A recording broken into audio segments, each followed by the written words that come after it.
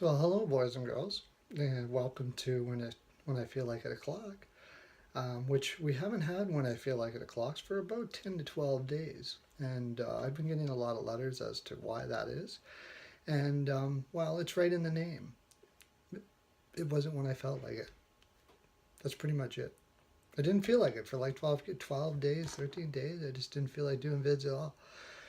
And I don't know why. At Easter, somebody, my ongoing experimentation with creators, um, somebody brought me to meet this Jesus creator dude. And, well, he said meet him, but he wasn't there. He wasn't. They kept on saying he was there, but I didn't see him.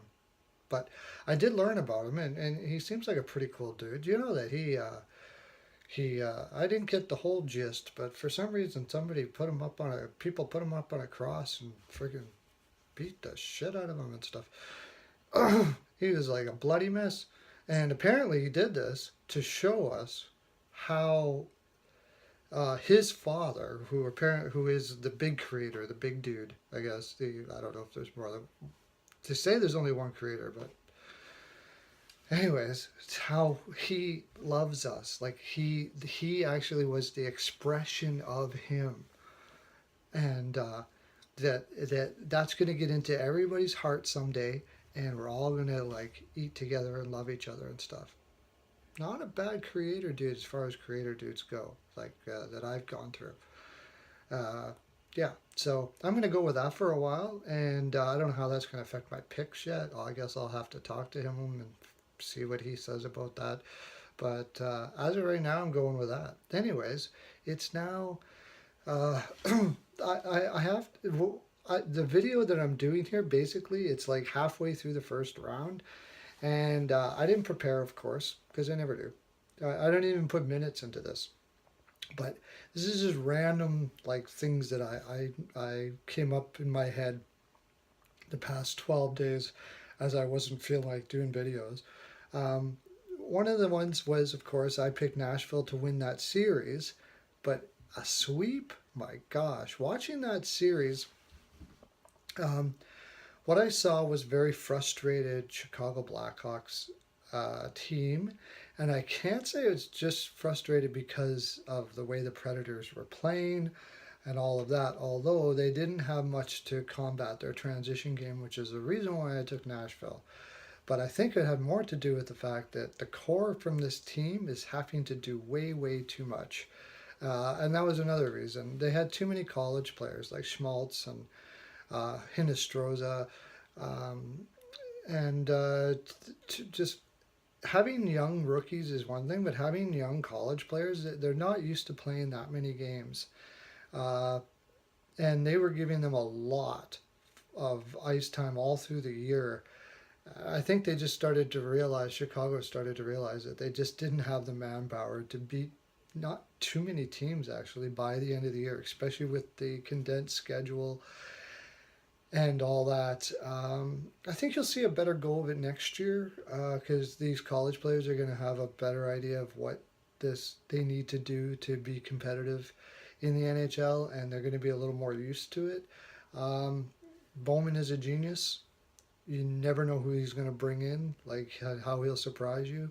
I'm pretty sure they'll bring back Kempney. Kempney was very underrated.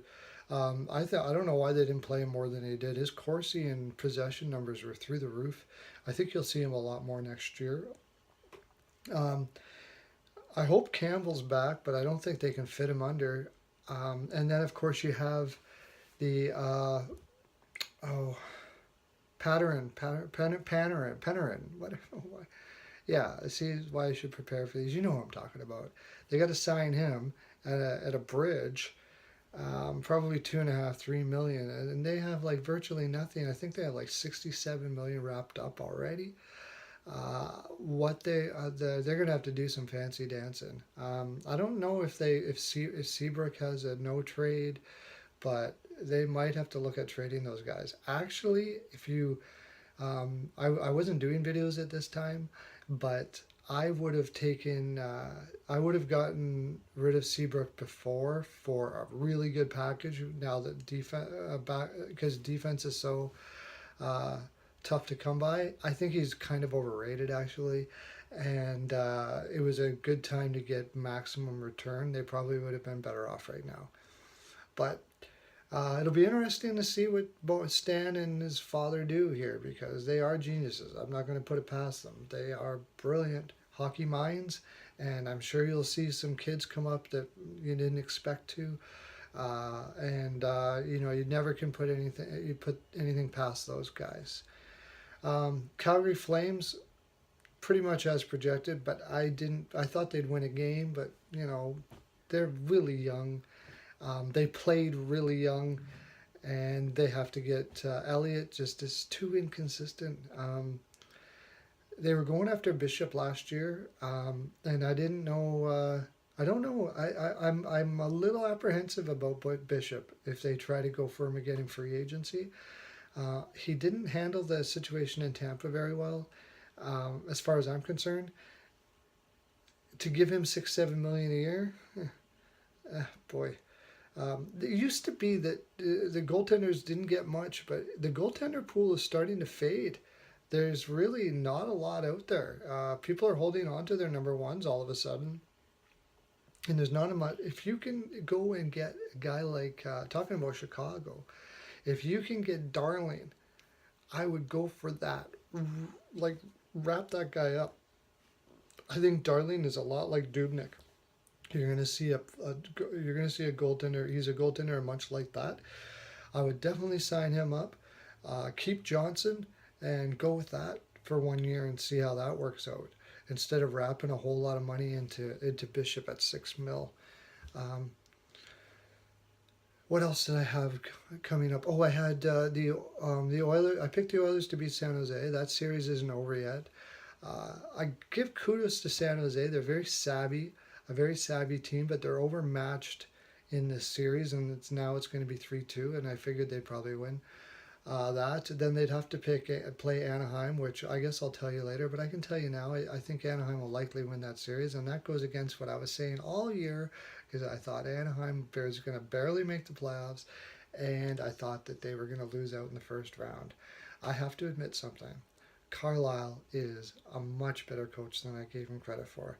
And it's funny because I used to think Carlisle was a great coach, and I don't know what got in my head that I thought that he wasn't as good. I'll tell you what it was. It was the analytics crew.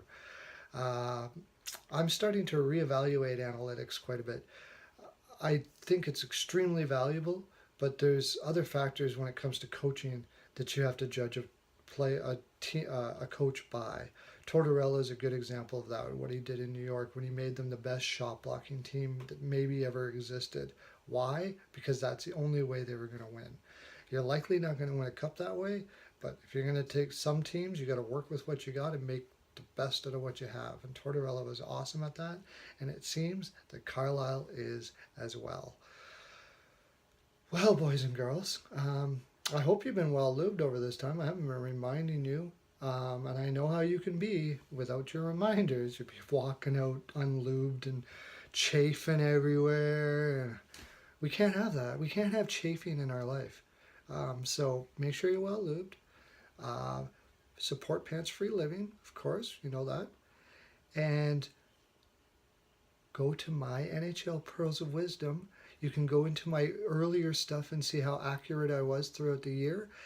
And you can also check out things like Spanking Gary Bettman, a short little 3-minute thing, make you laugh. I hope you're all having a great time out there. Thank you for all your letters. I'm reading all of them. I swear I am.